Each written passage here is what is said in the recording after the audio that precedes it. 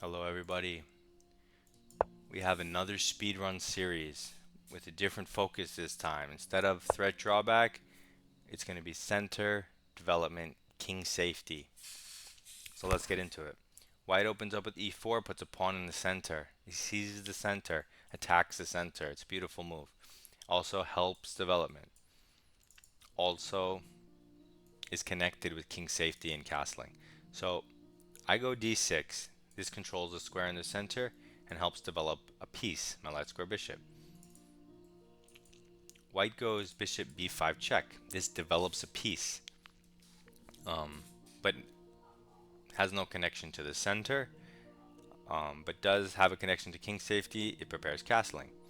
Because he did this weird move, we're going to play c6.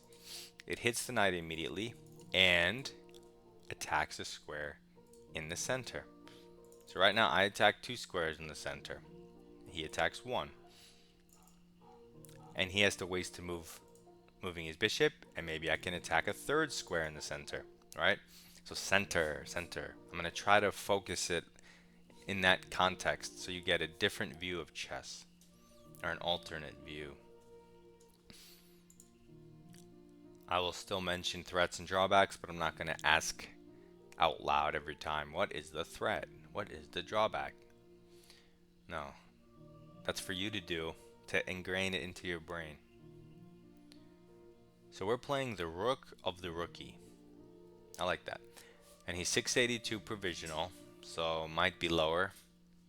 Probably lower with a move like this. And after c6, he's stumped. And so we're going to talk about the center, these four squares, and the extended center, these 16 squares.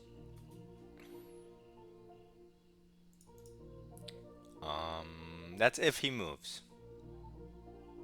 And so just as an example, this pawn, it controls one central square. What's the big deal? Well, immediately white's most natural square for the knight can't jump into that square anymore. That's the big deal. So we have bishop d3. This doesn't threaten anything. It has the obvious drawback of blocking his own central pawn, harming his center. However, it does control one central square. Okay, but it's our turn. Boom.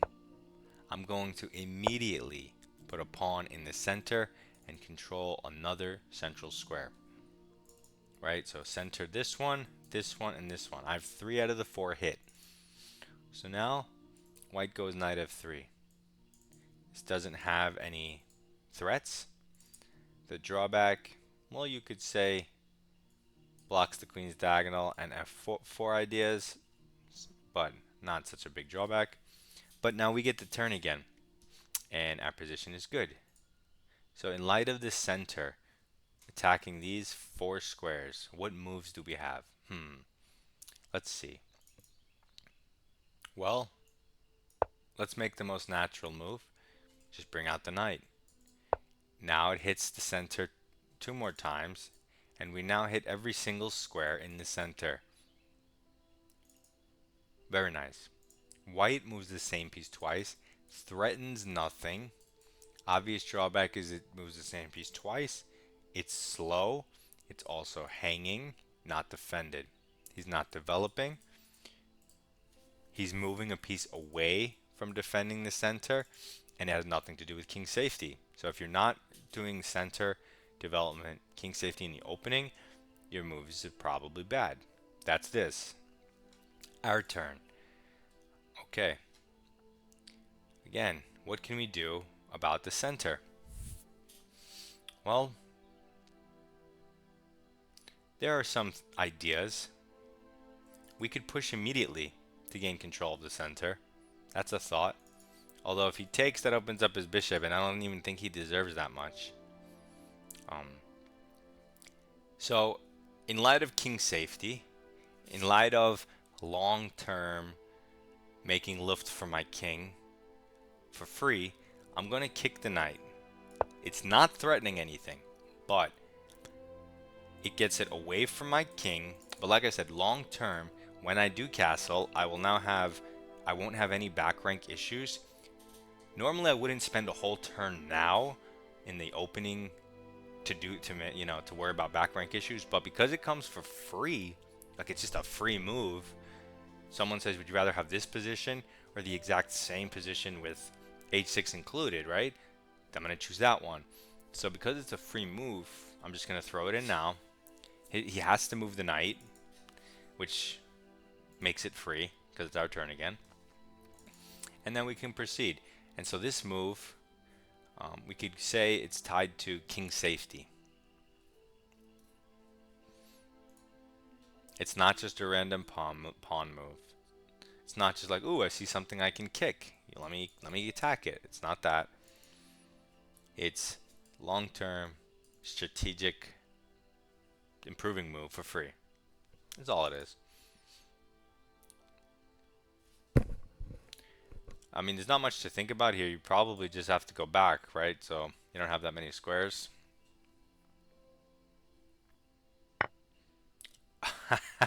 I stand corrected. I stand corrected. Okay, obvious threats on my queen.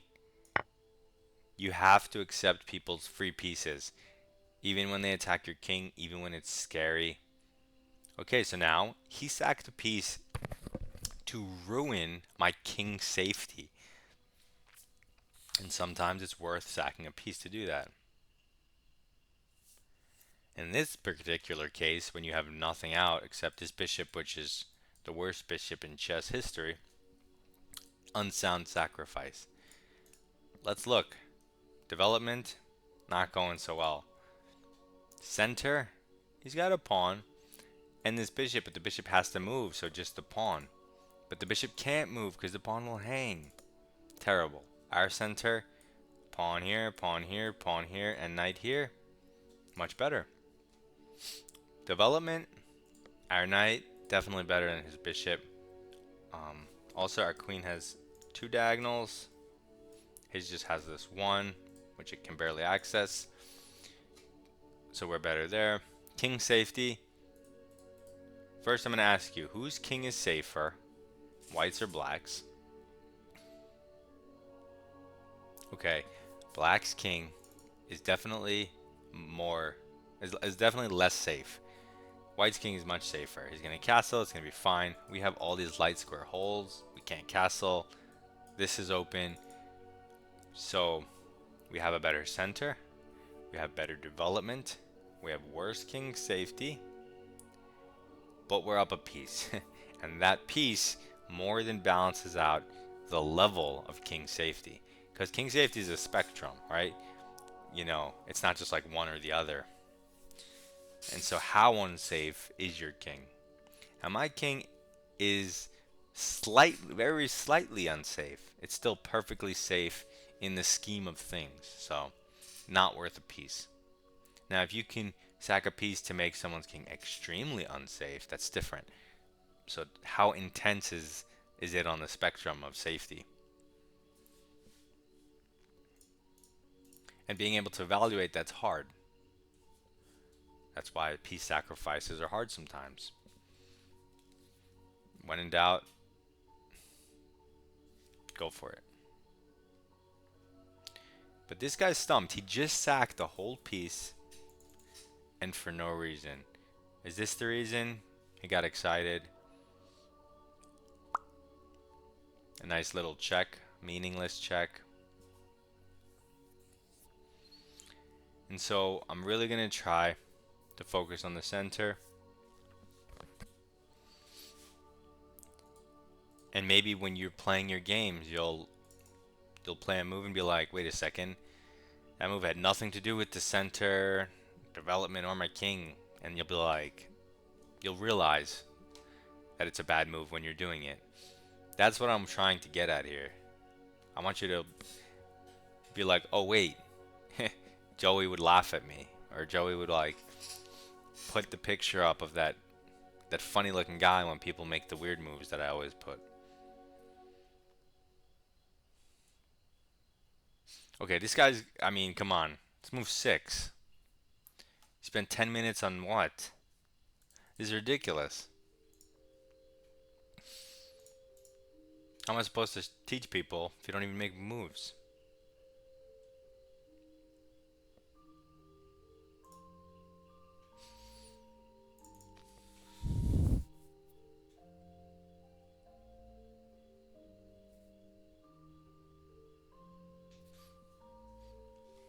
I mean, there's not a single thing you can do.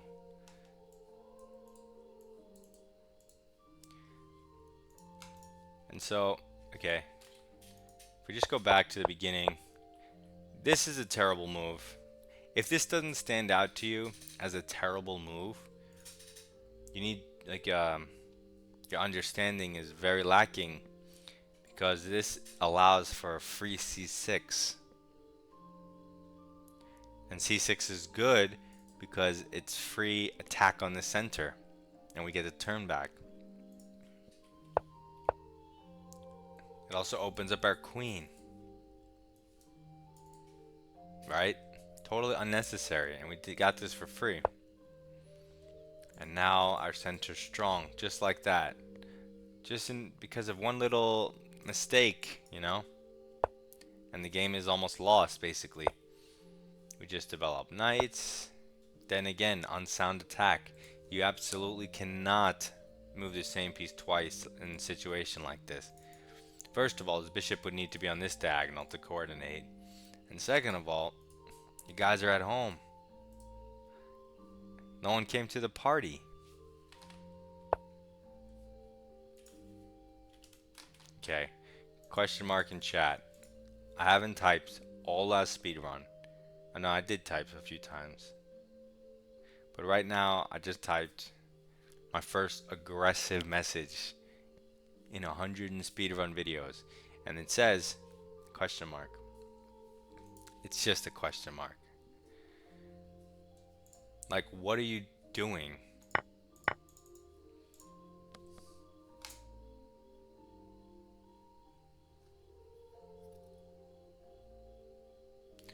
Okay, well, this video is semi-instructive because I have some good points in here that are useful, and semi just a complete waste because this guy didn't finish the game.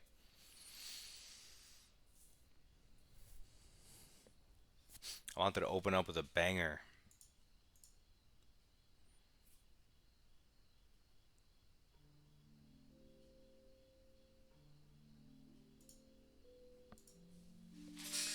No good. No bueno.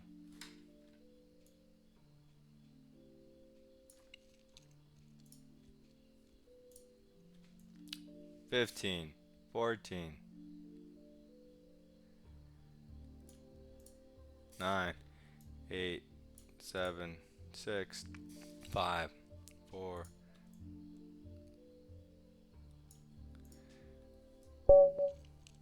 Ta-da! Okay, well that was ridiculous and absurd. Like I would play another game, but I don't want to make you sit through it, so I'm gonna cap this here, and you can come back to the next episode. Now you have an idea of what we're gonna be doing. Thank you. Goodbye.